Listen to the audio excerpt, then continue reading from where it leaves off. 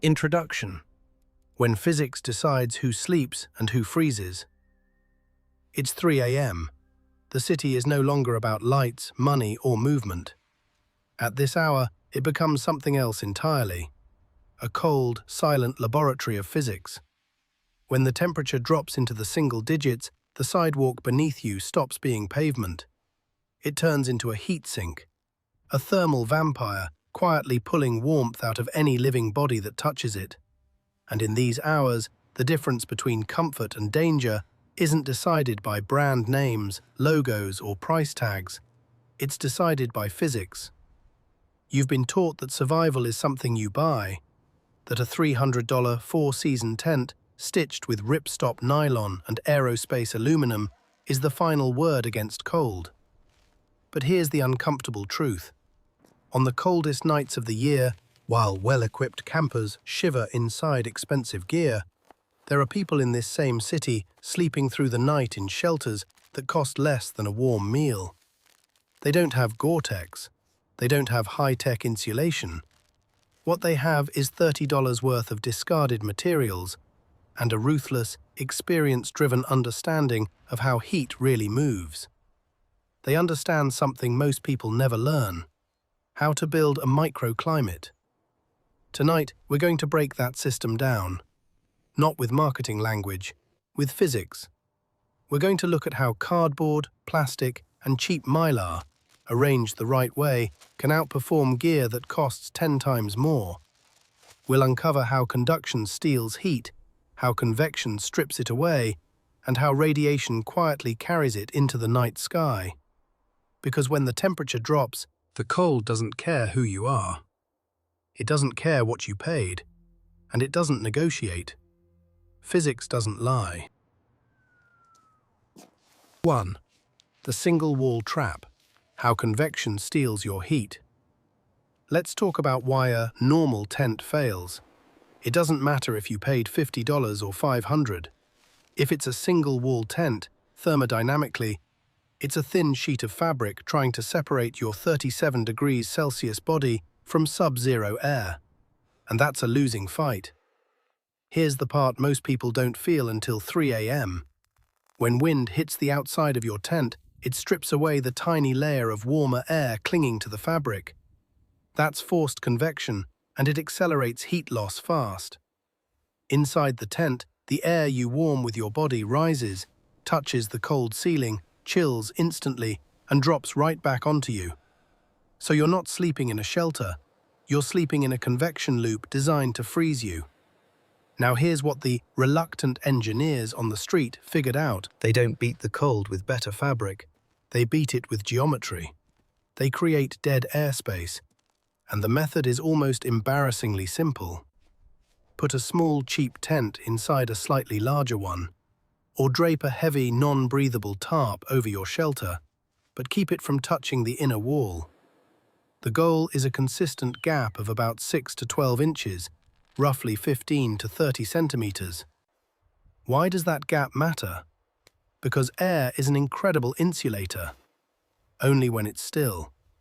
When you trap a layer of motionless air between two layers, you shut down those internal currents. The outer layer takes the wind and the punishment. The inner layer keeps your body's heat from being ripped away. And that quiet space in the middle becomes a thermal buffer. You've seen this principle before.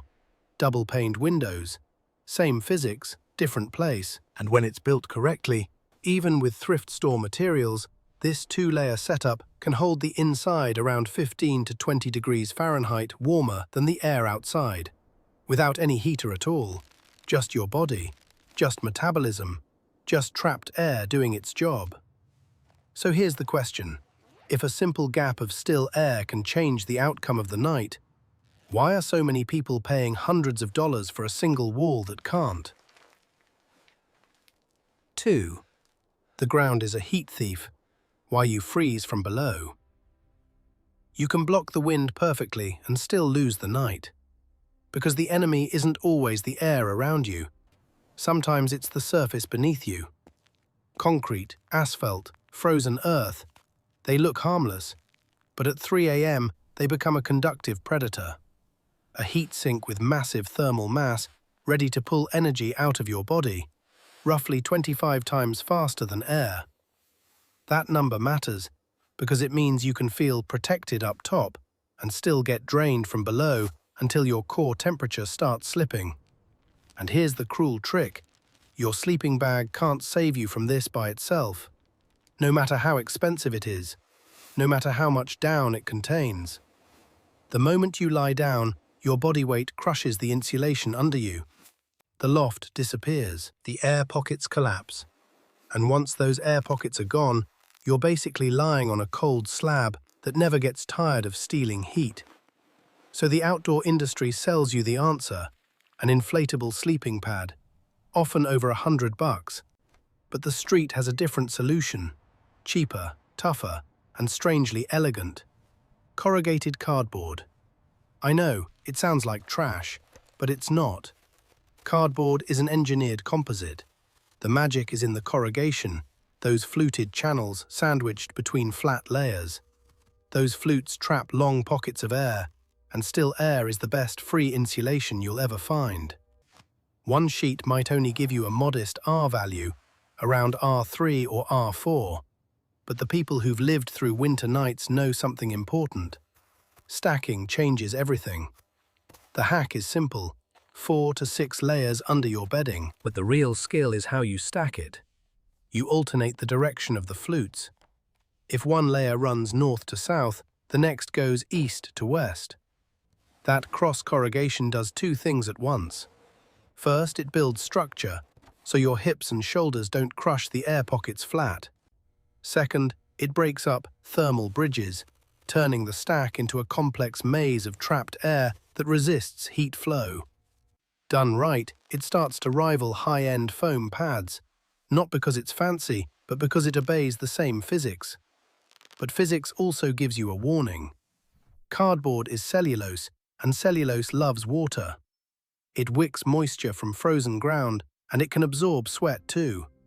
Once it's wet, it stops insulating. It becomes a conductor. And that's the moment the whole system collapses. So the final step is non-negotiable. A vapor barrier. The survivor wraps the cardboard stack in heavy plastic sheeting or thick trash bags, creating a sealed system. The bottom layer blocks ground moisture. The top layer blocks sweat from soaking in. Inside, those dry air pockets stay intact, preserving the insulation that keeps you alive. Because in winter survival, staying warm is really just one rule, wearing different disguises. Stay dry, and you stay alive. 3. The heat you can't see. Mylar as a radiant mirror. So far, you've done two things right. You fought convection with a double wall. You fought conduction with a cardboard floor. But there's a third thief. Quiet. Invisible. And it steals heat even when the air feels calm. Radiation. Your body isn't just warm. Your body is a biological radiator. Every second, you're releasing energy in the infrared spectrum, like a small living heater that glows in a language your eyes can't read. And in a standard tent, that radiant heat rises, hits the ceiling, slips right through the nylon, and disappears into the night sky. You are literally beaming your warmth into space. Now this is where the $2 Mylar space blanket shows up, and where most people get it dangerously wrong. You've probably seen it. People wrap themselves in Mylar like a baked potato, shiny side out, hoping it will insulate them. But here's the hard truth. Mylar has basically zero insulation value when it's pressed against your skin. No trapped air, no loft, no buffer. And it creates a worse problem. It traps sweat. That sweat condenses, soaks your clothing, and in real cold, it can freeze. The thing you thought would save you turns into a machine for hypothermia. Quietly, quickly, especially if you fall asleep. So what do the street survivors do differently? They don't wear Mylar, they build with it. They treat it like a structural part of the shelter. They tape it, clip it, or hang it under the ceiling of the inner tent, just a few inches below the top. And that distance matters because this isn't about blanketing. This is about emissivity, the science of how surfaces release or reflect radiant heat. Most tent fabric has high emissivity. It absorbs your warmth and then bleeds it out to the cold. Aluminized Mylar is the opposite. It has very low emissivity, meaning it can reflect up to about 97% of radiant heat. So when your infrared heat rises, it hits that shiny ceiling and bounces right back down into your living space. You're not generating new heat. You're recycling the heat you already paid for with your calories. Your own metabolism becomes more efficient simply because you stopped letting the sky steal it. And there's a second benefit, just as important: moisture. In cold weather, your breath rises. It's warm, wet air. In a single-wall tent, that moisture hits the freezing outer fabric, turns into frost, and later, when the temperature shifts or the sun hits, it melts and rains inside your shelter, right onto your sleeping bag. That is how people wake up colder than they fell asleep. But the suspended Mylar acts like a vapor barrier for the ceiling. It keeps your breath from ever reaching that freezing outer shell. Any condensation that does form happens on the Mylar instead, and it runs down the sides, away from your bedding. So now look at what you've built. A warmer shell outside, a still air buffer in the middle, a dry, insulated floor underneath, and above you, a radiant mirror that pushes heat back into your space while keeping moisture off your gear. A heat sandwich, and you are the heat source inside it. So let me ask you something. If one cheap sheet, used the right way, can stop your warmth from leaking into the sky and stop your breath from turning into indoor rain, why do so many people only learn this after one miserable night? 4. Fueling the furnace. Your body is the heater. You can build the perfect shelter, a double wall to stop the wind, a cardboard floor to block the ground, a Mylar ceiling to reflect your heat back at you. But none of it matters if the engine inside goes cold. That engine is you. Your shelter can hold warmth, but only your body can make it. And that's the part people underestimate. Staying warm isn't passive. It's not just lie there and hope. On the street, the people who make it through winter understand something brutally simple. Warmth is a managed resource, and your metabolism is the generator. There's a real biological phenomenon behind this, and it's not mystical. It's called diet-induced thermogenesis. Digestion produces heat. It's an exothermic process. Your body burns energy to break food down, and that work becomes warmth. But here's the catch. Not all fuel burns the same. When it's freezing, sugar is tempting. Candy, soda, pastries, quick energy, quick comfort. But simple sugars hit like a match. They spike blood glucose fast, and then they crash. And that crash can leave you colder than before, right when you can't afford it. That's when shivering starts, and shivering isn't a cozy sign. It's your body waving a red flag. So the reluctant engineers choose a different kind of fuel. They go for complex carbohydrates and fats. Not because it tastes better, because it lasts longer.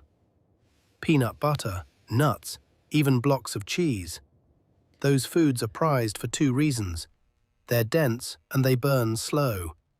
Fat and protein take more energy to break down, which keeps your metabolic rate elevated longer. It's like switching from a flash fire to a steady stove. And that matters most in the dead zone of the night. The brutal window from 3 a.m. to 5 a.m. when temperatures bottom out and your body's defenses naturally dip. So here's the question. If you know the coldest hours are coming, why would you feed your body something that collapses right before the worst part? Now, fuel is only half the story. The other half is geometry. People laugh at the fetal position. They think it means fear. But in this context, it's a calculation. When you tuck your knees to your chest and wrap your arms around your torso, you reduce your surface area by roughly 40%. Less surface area exposed means less heat lost to the air. Less radiation less convection, more protection for the core, where the organs that keep you alive are working hardest. It becomes a self-contained heating loop. And then there's one more trick, quiet but powerful, used by people who've learned the hard way. If you can access warm water, maybe in a gas station restroom before you bed down, filling a bottle can change the whole night. But placement is everything. Most people do what seems logical. They put it at their feet. The street engineers don't. They put it at the body's heat highways, the groin or the armpits, because major arteries run close to the surface there. When you apply warmth to those spots, you're not just warming skin. You're warming blood before it circulates. You're using your own circulatory system like a radiator network, moving heat to the core and out to the hands and feet faster than any warm feet trick ever could. So the shelter is the vessel, but your metabolism is the flame. And if you learn to feed it right, position it right, and warm the bloodstream at the right points, you're not just surviving the night, you're engineering your way through it. 5. The cozy lie that kills. When heat hacks become traps. Before we go any further, we need to pause. Because when people are desperate to stay warm, myths spread faster than cold. You've probably seen it online. The terracotta pot heater. A candle under a flower pot, and suddenly people claim it amplifies heat, like you've hacked the universe with a household item. It looks comforting, it feels clever, and that's why it's dangerous. Physics has a rule that doesn't care about viral videos. Energy can't be created or destroyed. A candle produces roughly 30 to 40 watts of heat. That's it. A pot over the candle doesn't create more heat, it just changes how you feel it. The pot absorbs rising warm air from the flame and then re-radiates that heat slowly, so the pot gets warm to the touch. It's a comfort effect, not a power boost. Not one extra joule appears in the room. To actually heat even a small space in a meaningful way, you'd need something like 40 candles burning at once. And that's not a hack, that's a fire hazard. Now here's where it gets even more serious. In the microclimate we've been building, plastic layers, mylar, sealed gaps, blocked drafts, combustion becomes a death sentence. Because the moment you bring a flame into a sealed shelter, you're not just creating warmth, you're starting a competition for oxygen. A flame consumes oxygen, and in an oxygen-poor environment, combustion becomes incomplete. That's when the danger flips. The byproduct can shift toward carbon monoxide. Carbon monoxide doesn't smell, it doesn't have a color, and it doesn't warn you. It binds to your hemoglobin about 200 times more effectively than oxygen, which means your blood can't carry the air your body needs. You don't feel it happening. People fall asleep warm and simply never wake up. Every winter, it happens again. Charcoal, propane heaters, candles, just for a little bit, just to take the edge off. And the edge they take off is the one between life and death. So let me ask you a hard question. If your shelter is working, if you've trapped air, blocked the ground, reflected radiation, why risk the one thing that can steal your breath while you sleep? This is the difference between survival and wishful thinking. The true survivor trusts insulation, not combustion. They trust the R value of trapped air. They trust the reflectivity of aluminum. They choose systems that don't demand oxygen as payment. And if heat must be added, the safe tools are simple. Chemical heat packs, hot water bottles, anything that warms without burning. Because preserving breathable air is not optional. It's as vital as preserving heat. 6. The mindset that survives. Psychology of the reluctant engineer. There's a part of this hack that isn't cardboard, it isn't plastic, it isn't mylar, it's mental. Because to build a shelter like this, you have to change the way you see the world around you. You have to look at a discarded refrigerator box and not see trash, but an insulating panel. You have to look at a crinkled mylar wrapper and not see something ruined, but a radiant barrier. That shift is everything.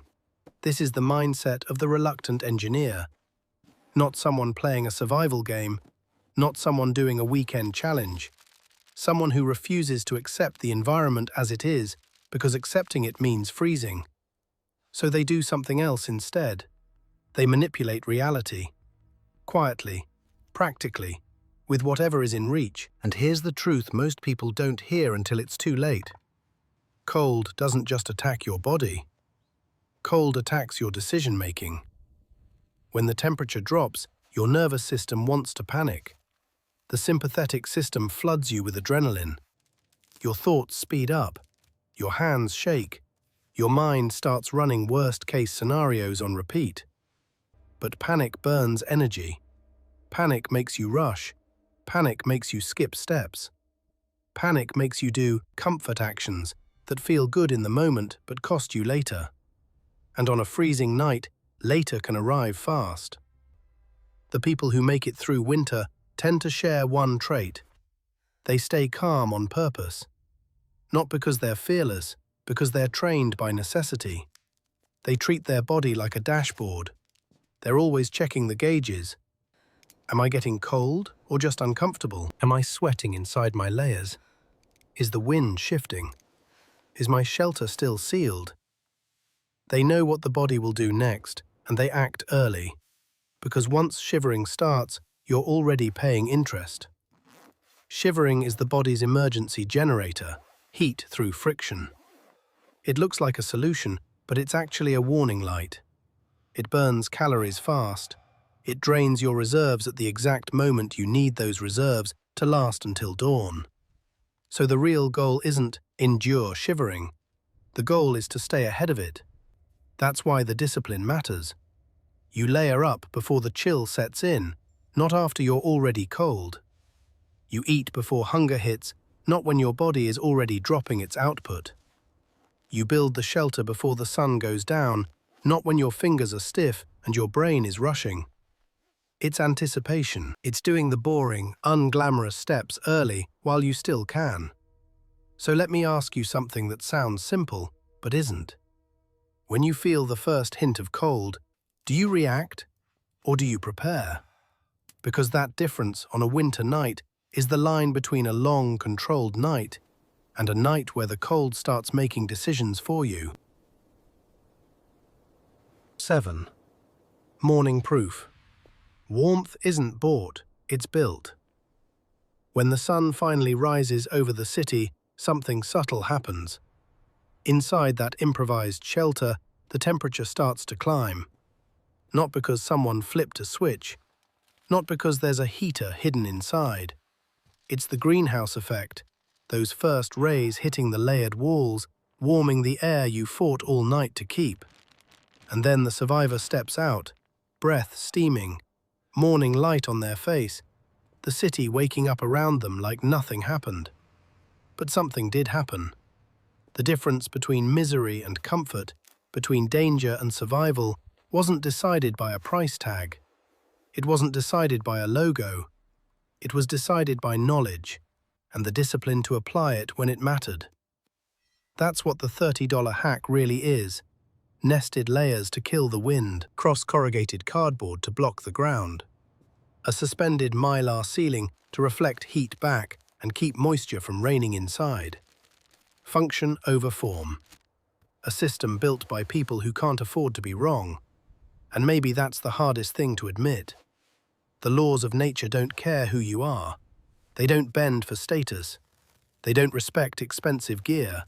They're democratic. They apply to a mountaineer in a $3,000 suit and to an urban nomad in a thrift store coat the same way. Because physics only asks one question. Did you build it right? We build microclimates. We trap air.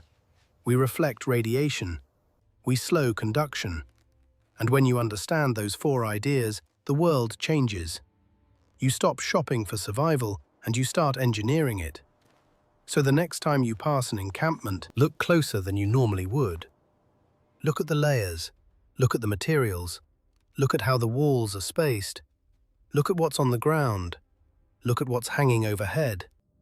You're not just seeing a pile of discarded stuff, you're seeing a life support system assembled from the detritus of society, calibrated to the unforgiving reality of cold. And if there's one thing I want you to take from this, it's this. Warmth is not something you buy. Warmth is something you build. Stay warm, stay smart,